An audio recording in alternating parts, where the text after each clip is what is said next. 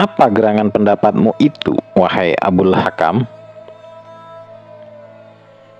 Aku berpendapat bahwa kita harus memilih seorang pemuda yang gagah dan bernasab baik sebagai wakil tiap-tiap kabilah. Kemudian berikan kepada tiap-tiap wakil itu pedang terhunus. Mereka selanjutnya akan membunuhnya secara bersama-sama.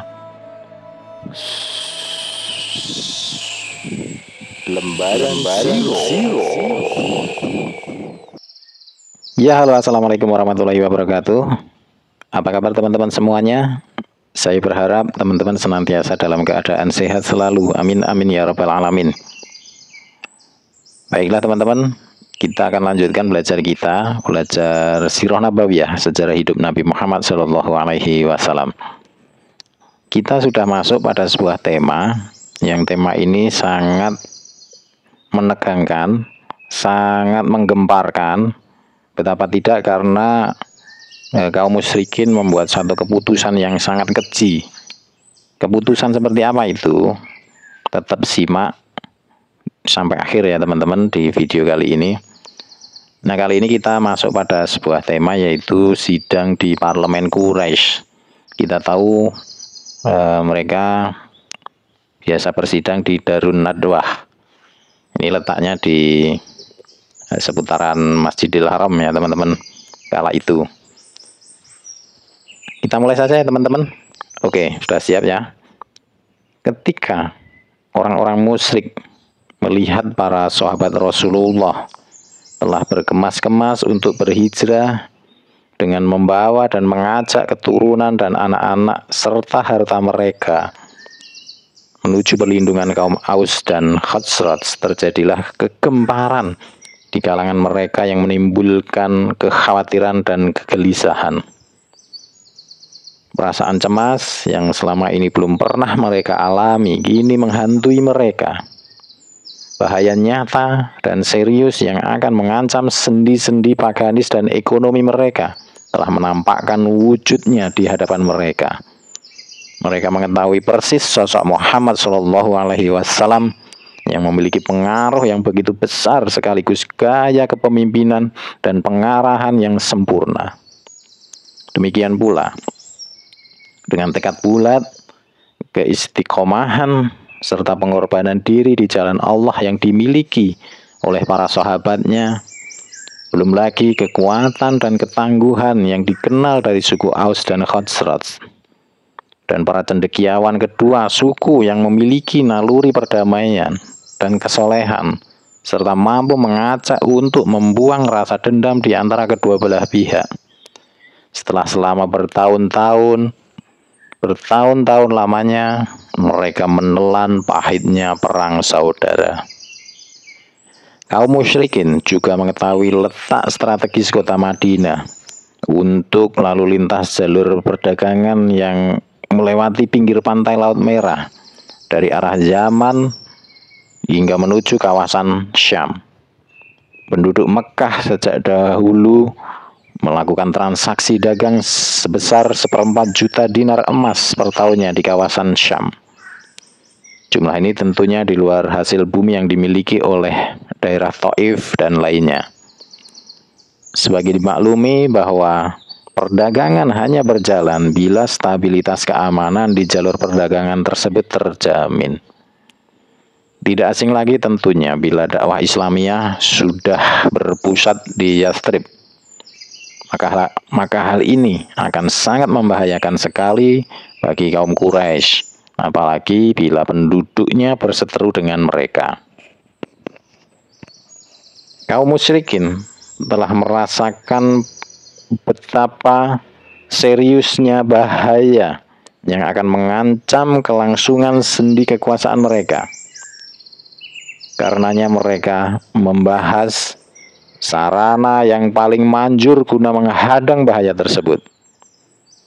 Bahaya yang sumber utamanya tidak lain adalah pemangku panji Islam Muhammad SAW.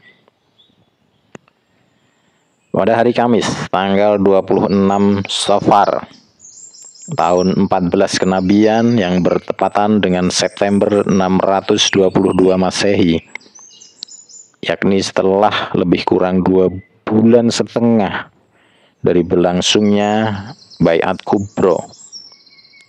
Parlemen Mekah, dalam hal ini adalah Darun Nadwah, mengadakan pertemuan yang paling kritis dalam sejarahnya, tepatnya pada permulaan siang. Pertemuan ini dihadiri oleh semua perwakilan kabilah-kabilah Quraisy guna mempelajari langkah pasti yang dapat menjamin keberhasilan secara tepat cepat di dalam menghabisi pemangku panji dakwah Islam tersebut dan memutus aliran cahayanya sehingga eksistensinya berakhir untuk selama-lamanya. Oke teman-teman, kita lanjutkan. Di antara wajah-wajah terpandang yang mewakili kabilah-kabilah Quraisy yang hadir dalam pertemuan amat kritis itu adalah yang pertama, Abu Jahal bin Hisham, mewakili kabilah Bani Makhzum. Yang kedua, Jubair bin Mut'im, Tu'aimah bin Adi, Al-Harith bin Amir. Ketiganya mewakili Bani Naufal bin Abdul Manaf. Yang ketiga, Syaibah bin Rabi'ah, Utbah bin Rabi'ah, Abu Sufyan bin Harb. Ketiganya mewakili Bani Abdu Syam bin Abdul Manaf. Yang keempat, An-Nadr bin Al-Harith, mewakili Bani Abdud Dar. Yang kelima, Abul Bukhturi bin Hisham, Zam'ah bin Al-Aswad, Hakim bin Hisham, Hizam ya teman-teman. Ketiganya mewakili Bani Asad bin Abdul Uzza. Yang keenam, Nabih bin Al-Hajjad dan Munabbih bin Al-Hajjad. Keduanya mewakili Bani Saham. Yang ketujuh, Umayyah bin Khalaf, mewakili Bani Jumah.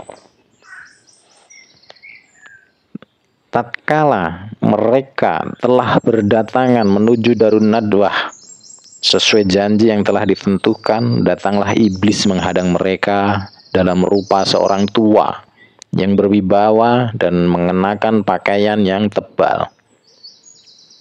Dia berdiri di depan pintu, para hadirin menegurnya, "Siapa bapak tua ini?" Dia menjawab, "Orang tua penduduk Najd yang telah mendengar tentang tujuan kalian bertemu ini. Dia datang bersama kalian untuk mendengar apa yang kalian katakan. Barangkali saja pendapat dan nasihatnya berguna bagi kalian." Mereka berkata, "Baiklah, silahkan masuk." Lalu dia masuk bersama mereka. Oke teman-teman, kita lanjutkan. Kita lanjutkan dengan sebuah subtema, yaitu dialog di parlemen dan keputusan keji untuk membunuh Nabi Shallallahu Alaihi Wasallam. Setelah pertemuan dilangsungkan, maka mulailah diajukan beberapa usulan dan solusi. Terjadilah perdebatan yang alot. Abul Aswad berkata, "Kita usir dia di tengah-tengah kita dan membuangnya dari negeri ini. Kita tidak perlu peduli kemana dia pergi dan apa yang kiranya terjadi terhadap dirinya. Dengan demikian, kita telah memperbaiki urusan kita dan mengembalikannya seperti kondisi semula. si orang tua tadi yang dari Najd menimpali. Demi Allah, tidak demikian. Ini bukanlah pendapat yang tepat.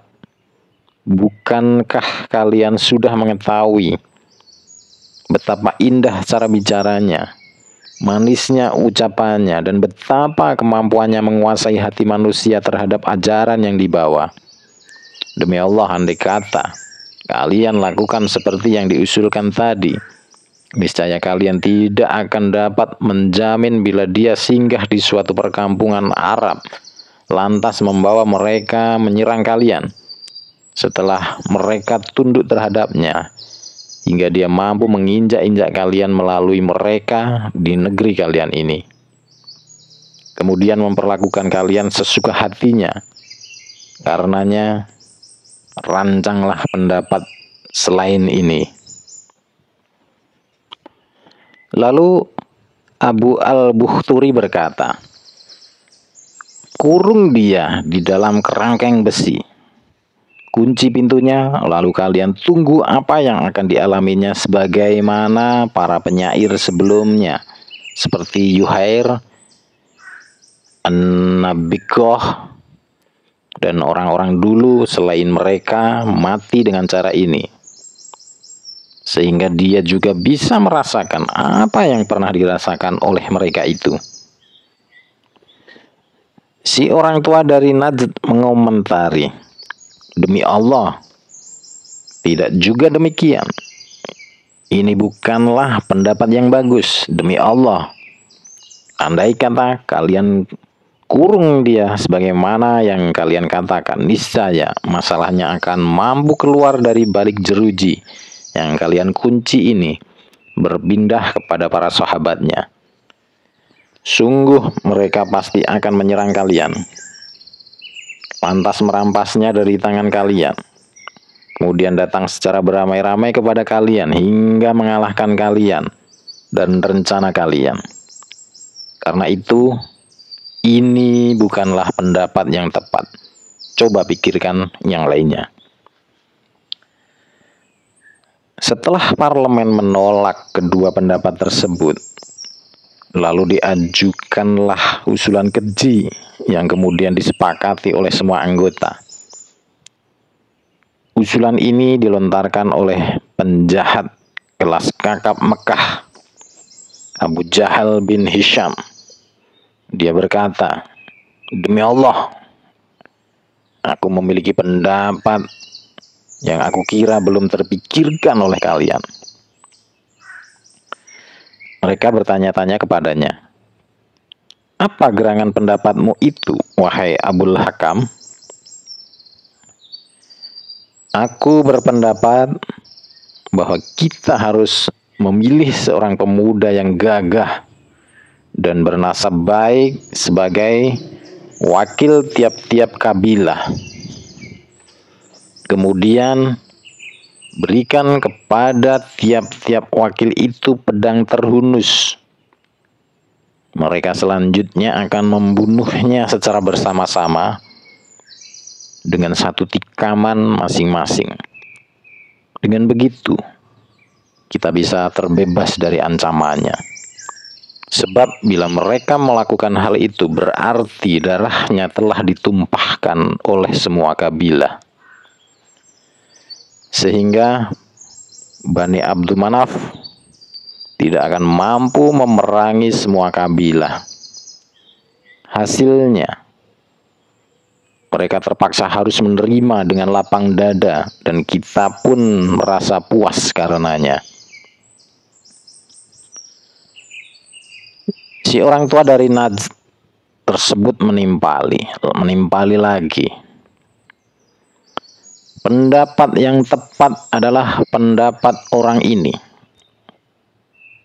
Inilah pendapat yang saya kira tidak ada lagi yang lebih tepat daripadanya. Yang dimaksud adalah pendapatnya Abu Jahal.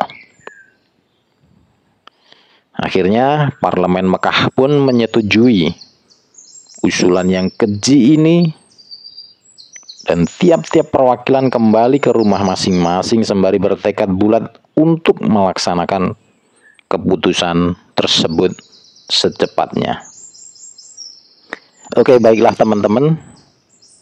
Pada video kali ini kita cukupkan sekian. Nanti kita akan lanjutkan di video selanjutnya. Untuk itu tetap pantau terus di channel Lembaran Sirah. Nanti kita akan masuk kepada sebuah tema Nabi Shallallahu Alaihi Wasallam berhijrah. Oke teman-teman, itu saja yang bisa saya sampaikan. Semoga bermanfaat. Semoga teman-teman sehat selalu. Salam untuk keluarga. Saya akhiri. Wassalamualaikum warahmatullahi wabarakatuh.